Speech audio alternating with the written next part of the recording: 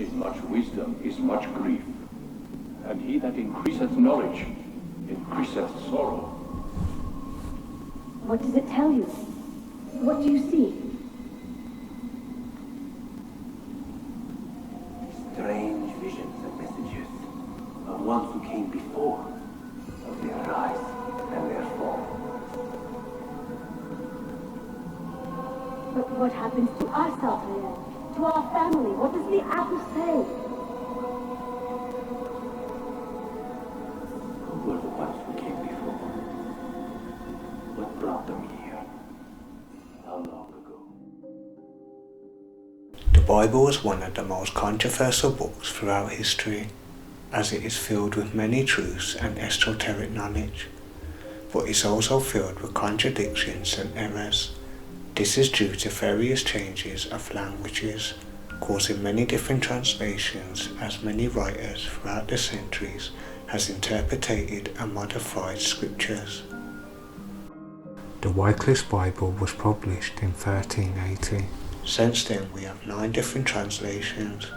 The most common Bible we have today is the King James Version, which was released in 1611. Modifications to certain words has been distorted and lost, as upgrading language from old to new, it is common for humans to make mistakes. Many books, such as the Book of Enoch, Jubilees, is just a small fraction of books which has been removed from the Bible. But I'm gonna cut straight to the chase. Even compiling all these books together, we still have a problem. Who is God? Where did these stories originally originate from? Who is Yahweh? Why in certain scriptures of Genesis does it state plural interpretations, such as we and us? Who is this we and us? The word Elohim is a plural word relating to more than one. The problem you have is when you substitute the word Elohim in plural sentences with God or Yahweh, it can cause much confusion upon the reader.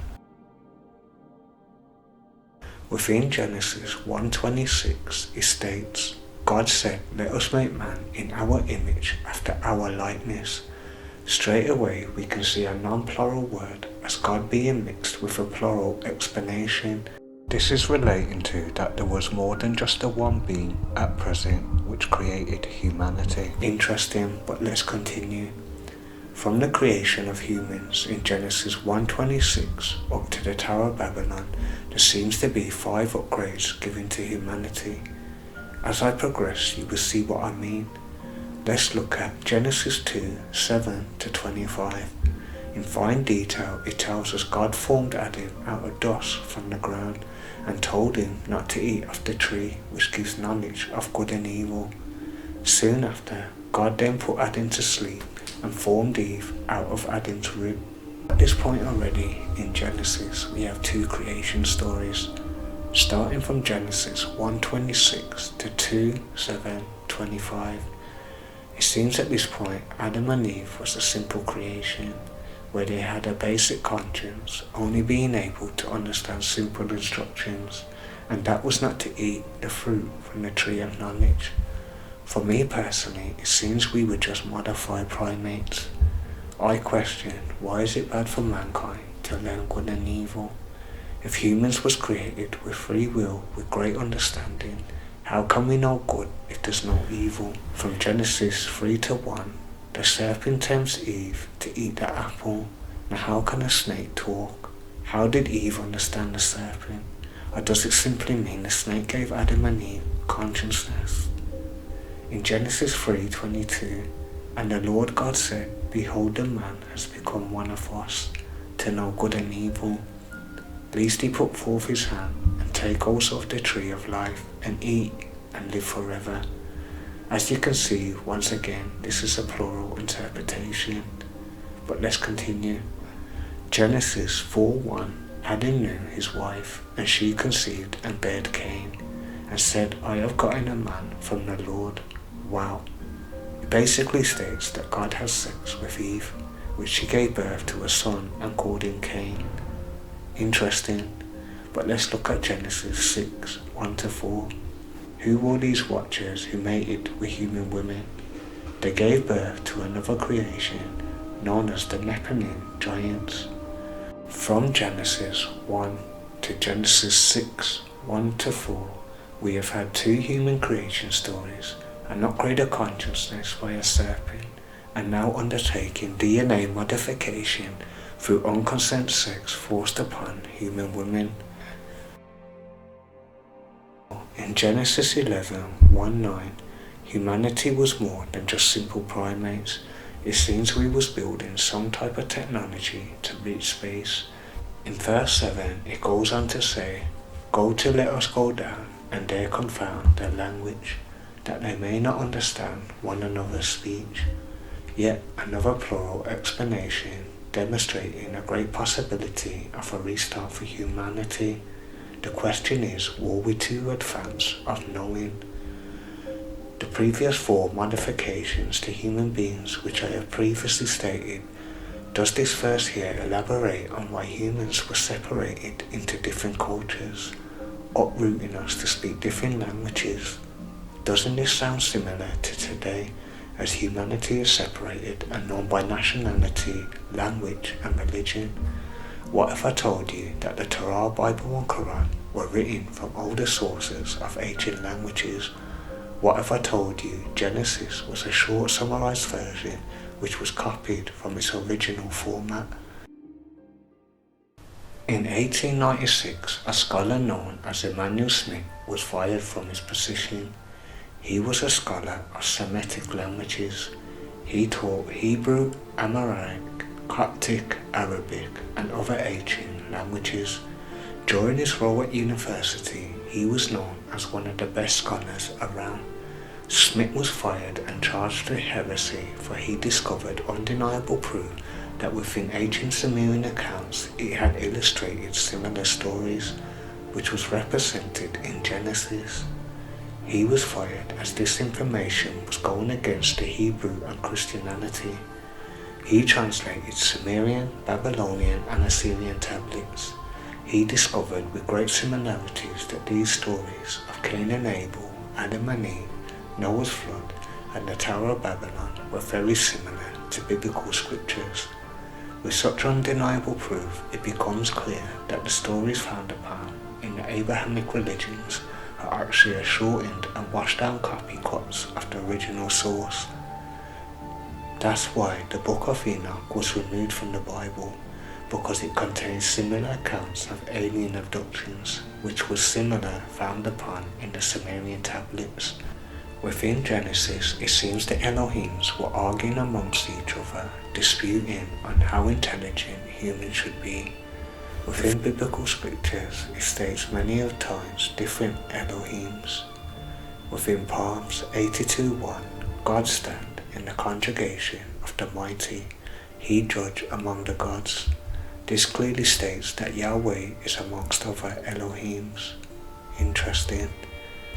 In Psalms 89:6-8, once again it states that Yahweh is above all the other Elohims. Let's look at Kings 22:19. It is the same presentation that Yahweh was a being superior over all the other Elohims. The word Lord, God and Satan all shared the same meaning, which was called Elohims.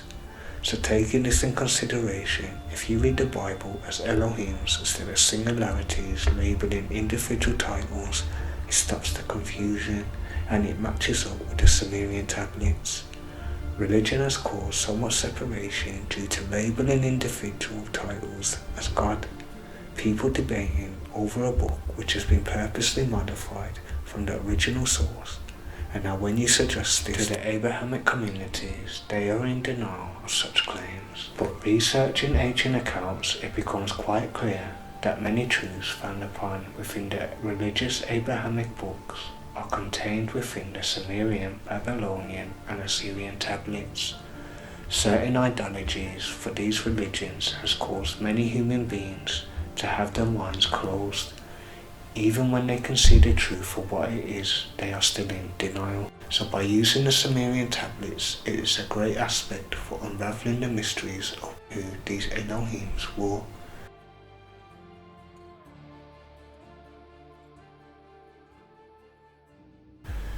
translating these tablets, God was actually represented as sky people.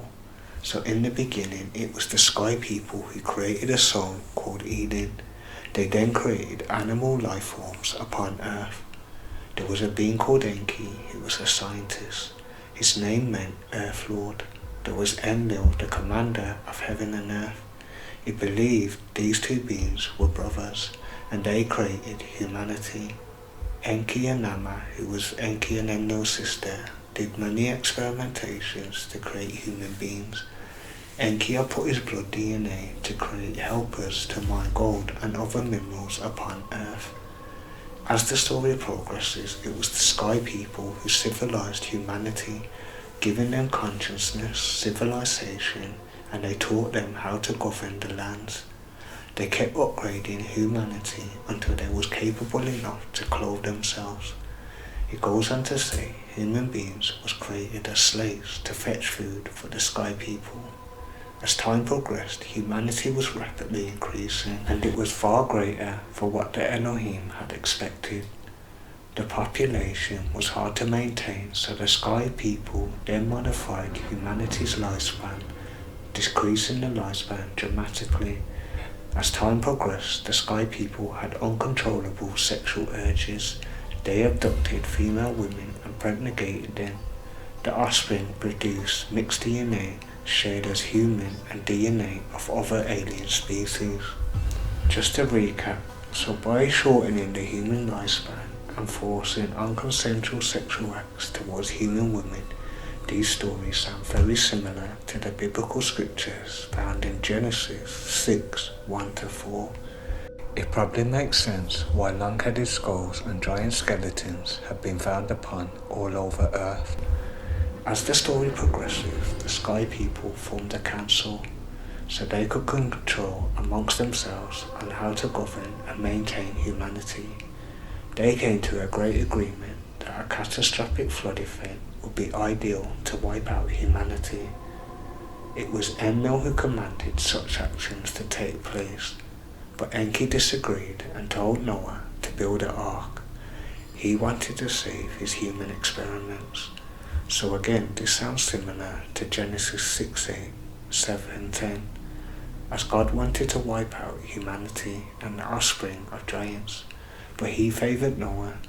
Enlil who wanted to annihilate humanity to extinction, and on the other hand, Enki was proud of his creation.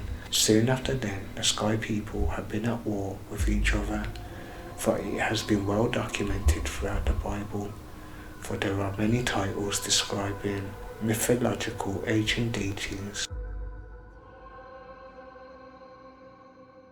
Reading Joshua 24-14, clearly you can see here that it was multiple factions of sky people, and Yahweh is a separate entity who should be worshipped alone. From the 2nd century, the Hebrew scriptures was translated. As for Jesus and his apostles, this was created from the Greek culture. The book was known as the Septuagint. So in the 3rd century, this was added to the Hebrew scriptures, which contained 5 books. This was known as Genesis to Geometry. The Jewish rabbis ignored the fact of the powerful ones and stated we should only follow Yahweh. At this time, the perception of the world in the 2nd and 3rd century was a Hellenistic world, meaning there was powerful ones known as gods. Since the belief of Yahweh had expanded throughout time, more books was added. But still living in a world of Hellenistic beliefs, it seems there was a violent competition amongst the powerful ones. In the 6th century, a lot of scriptures got airbrushed. The powerful ones was removed. It seems that all Sumerian crosswords and scriptures was ironed out. It was replaced with idolatry worship, obedience versus sin. Many scholars believed it happened during the time when the Israeli subjection to the Babylonians, a culture which was uprooted from ancient Sumeria.